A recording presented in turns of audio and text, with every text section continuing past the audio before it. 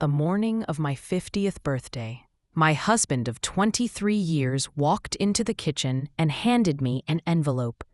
Not a card, not a gift. Divorce papers. Finally, he said, "I'm sorry, Linda, but I can't do this anymore." And then he left. Just left. I stood there holding those papers, staring at the birthday cake I'd bought for myself the day before. And I thought, is this it? Is this what 50 looks like? Turns out, that was just the beginning. Let me back up.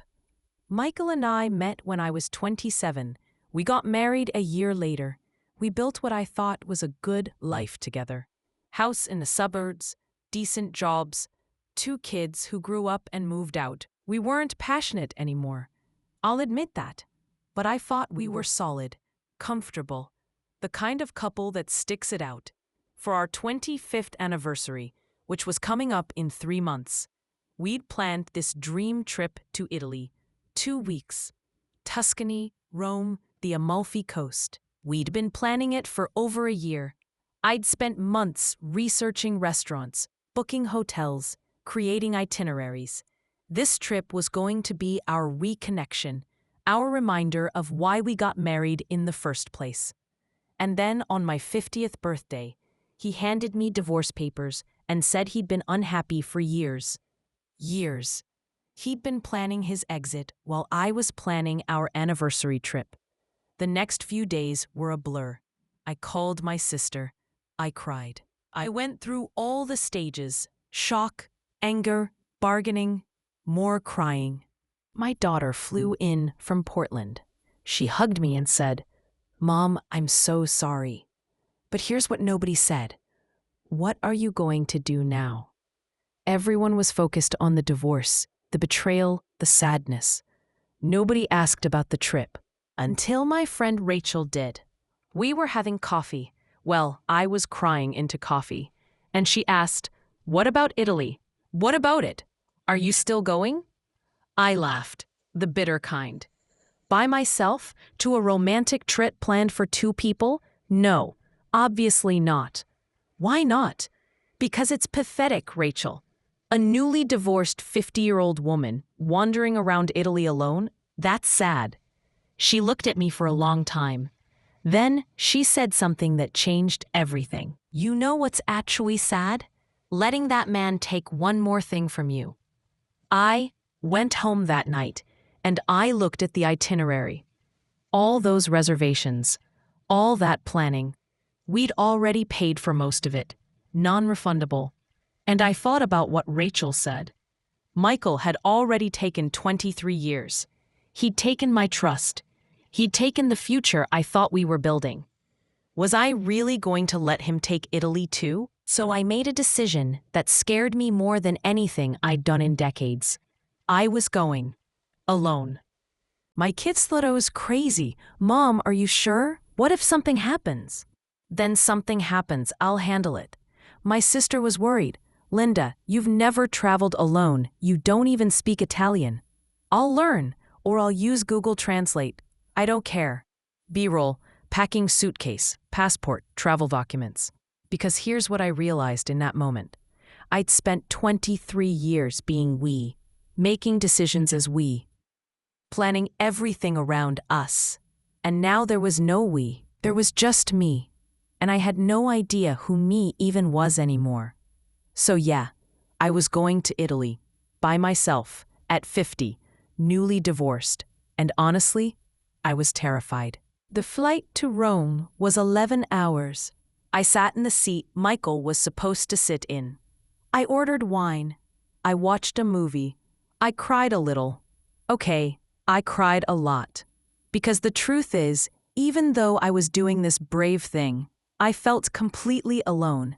Not the empowering kind of alone, the scary kind. The kind where you realize that every plan you made, every dream you had, was built around someone who didn't want you anymore. I landed in Rome at 7 a.m., exhausted, emotional, completely out of my comfort zone. The first 2 days were hard. I ate dinner alone. I walked through the Colosseum alone. I saw the Trevi Fountain and watched couples taking photos together, and I felt like a ghost, like I was haunting my own trip. I FaceTimed my daughter, and she asked, "Mom, are you okay?" Honestly, I don't know. Everyone here is with someone, couples everywhere, and I'm just here. Maybe that's the point, Mom. What do you mean? Maybe you need to figure out how to be just there without it being a bad thing. She was right, but I didn't know how to do that yet. On day 3, I took a train to Tuscany. I'd booked this small villa outside of Florence. It was supposed to be our romantic getaway, just the two of us in the countryside. Now it was just me. I checked in. The owner, this lovely Italian woman named Julia, showed me around and asked, "Your husband, he comes later?" "No, it's just me." She looked at me with so much understanding in her eyes. She didn't ask why. She just nodded and said, "Then you enjoy for you." That afternoon, I sat on the villa's terrace overlooking these endless vineyard hills, and I did something I hadn't done in weeks. I breathed, really breathed, and I thought, maybe this is okay. Maybe being alone doesn't have to mean being lonely. That evening, Julia invited me to a dinner at a nearby farmhouse, a group thing, locals and a few other travelers. I almost said no, but something in me, maybe exhaustion, maybe curiosity, maybe just not wanting to eat alone again, said yes. That dinner changed everything. There were about 12 people at this dinner. Most were Italian. A few were travelers like me. Long table under string lights. Homemade pasta. Wine from the vineyard next door. Laughter in multiple languages. I sat next to this older Italian man who introduced himself as Marco. He was probably in his late 50s. Silver hair, kind eyes. Spoke better English than I expected. We started talking. Just casual conversation. "Where are you from? What brings you here?" I told him the truth. I don't know why. Maybe the wine. Maybe because I'd never see him again. I'm here on what was supposed to be an anniversary trip. But my husband divorced me 3 weeks ago. So now it's just a trip. Marco didn't give me the pity face I'd gotten used to. He just nodded. "Ah, so you are brave." "Brave? I'm a mess." "No, brave is coming anyway.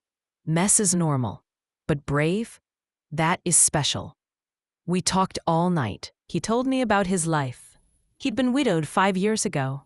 His wife died suddenly. Heart attack. No warning. "For 2 years, I did nothing," he said.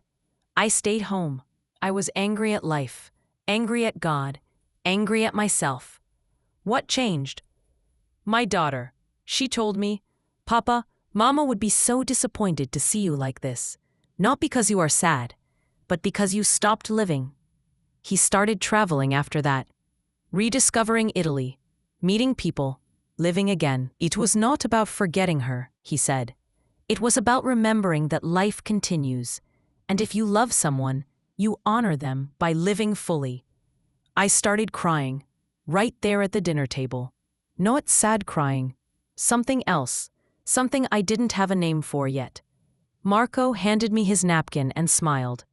"I think you are beginning to understand something." "What?" "That ending is not the same as over."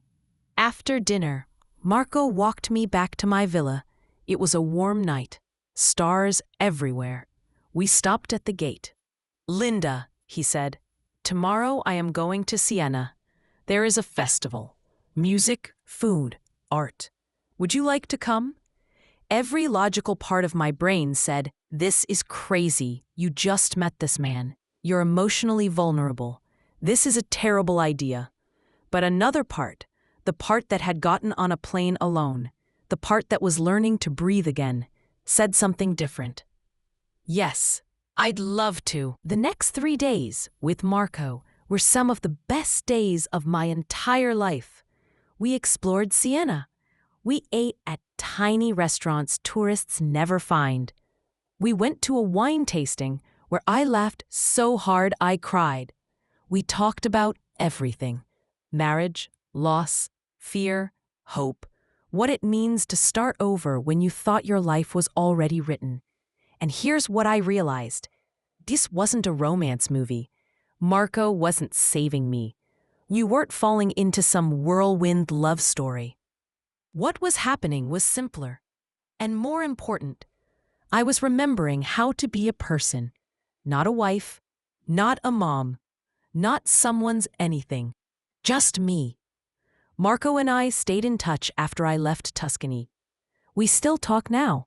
Video calls, messages, occasional visits. Are we together? Not in the traditional sense. He lives in Italy. I live in California. But what we have is real. It's connection without pressure. Love without ownership. Support without expectation. He taught me something I'd forgotten after 23 years of marriage. You can love someone and not need them to complete you. You can be whole on your own and still let someone add to your life.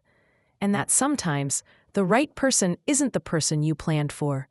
It's the person who shows up exactly when you're ready to meet yourself. I came home from Italy different. My daughter noticed immediately. "Mom, you look alive." She was right. For the first time in years, I felt alive. The divorce was finalized 2 months later. It was messy, it was painful, but it was also necessary. Because Michael leaving didn't end my life. It gave me permission to start a new one. I went back to school. I'd always wanted to study art history, but never had time. I started painting again. Something I gave up when we got married because Michael thought it was a waste of time. I travel now, not running away, just exploring, learning, being curious about the world. And Marco? He visited me last Christmas. We spent 2 weeks driving up the California coast. My kids met him. They loved him. He told me, "Linda, I am so proud of the woman you have become." And I said, "I think she was always there. She just needed permission to exist." Last month was my 51st birthday. I celebrated with friends, family, a homemade cake, and a video call with Marco at midnight. No divorce papers, no betrayal, no endings disguised as gifts. Just life. Real, messy, and beautiful. Beautiful life. Here's what I want you to know if you're going through something similar. The worst moment of your life might actually be the beginning of your best one. When everything falls apart, you finally get to choose how to put it back together. And sometimes the dream you lose was never your dream at all. It was just what you thought you were supposed to want. Your real dream? It's waiting for you on the other side of courage. Maybe it's in Italy. Maybe it's in your own backyard. But I'll promise you, it's there. You just have to be brave enough to go find it. Michael thought he was ending our story when he handed me those divorce papers. But really, he was just closing a chapter I'd outgrown. The rest of the book? That's all mine to write. And it's going to be one hell of a story. So, here's to being 50, to divorce papers, to solo trips, to unexpected love, and to the woman you become when you finally stop shrinking yourself to fit someone else's life. She's been waiting for you. Gee,